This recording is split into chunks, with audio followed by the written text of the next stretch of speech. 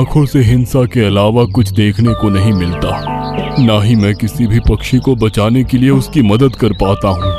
पेड़ तो परोपकारी होते हैं, पर मैं अपने धर्म का पालन नहीं कर पा रहा हूँ, इसीलिए मुझे काट दीजिए। पेड़ की बातें सुनकर लकड़हारा बोला, यदि तुम्हारी यही इच्छा है तो मैं तुम्हें काट देता हूँ। लकड़हारा लकड़ियों और फलों के लालच में पूरे पेड़ को काट देता है। वो लकड़ी बेच देता है, जिससे उसके पास बहुत सारा धन एकत्रित हो जाता है। पर जब वो अपनी पत्नी को ये पूरी बात बताता है तो उसकी पत्नी उसे कहती है, आप धन के लालच में आकर इतना गिर जाएंगे, मुझे नहीं पता था। आपने एक परोपकारी पेड़ की मदद करने के बजाय उसे काट दिया। मैं इस धन को हाथ भी नहीं लगाऊंगी, ये पाप से कमाया हुआ धन है। तुमने मेरी आंखें खोल दी। यह तो मुझसे सचमुच बहुत बड़ा पाप हो गया।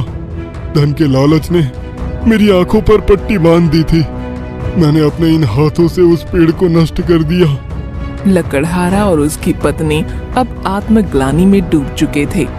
वो अपने आप को दोषी समझ रहे थे। वो कुछ दिनों तक उदास रहे, अपने पाप का प्रायश्चित करने की हर मुमकिन कोशिश करते रहे, पर उन्हें इस बात का दुख था कि वो उस पेड़ को जीवन नहीं दे सकते थे।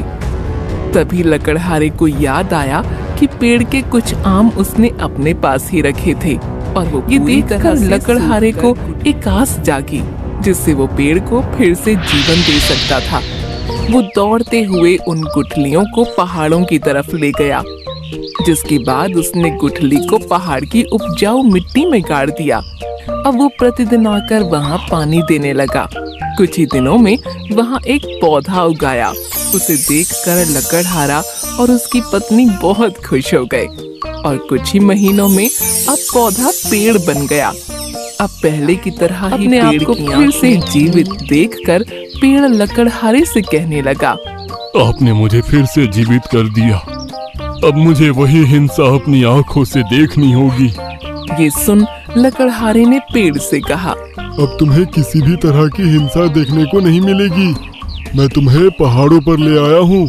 अब यहाँ पर दूर दूर तक कोई जंगली जानवर नहीं है, और यहाँ पर बहुत सारे पक्षी भी हैं, जो हर पल तुम्हारे मित्र बनकर तुम्हारे साथ रहेंगे, और बदले में तुम उन्हें यहाँ से खड़े होकर हर इलाके के मौसम की जानकारी देना। पेड़ ने लकड़हारे को धन्यवाद दिया। लकड़हारा और उसकी पत्नी भी अपने पाप से मुक्त हो चुके थे।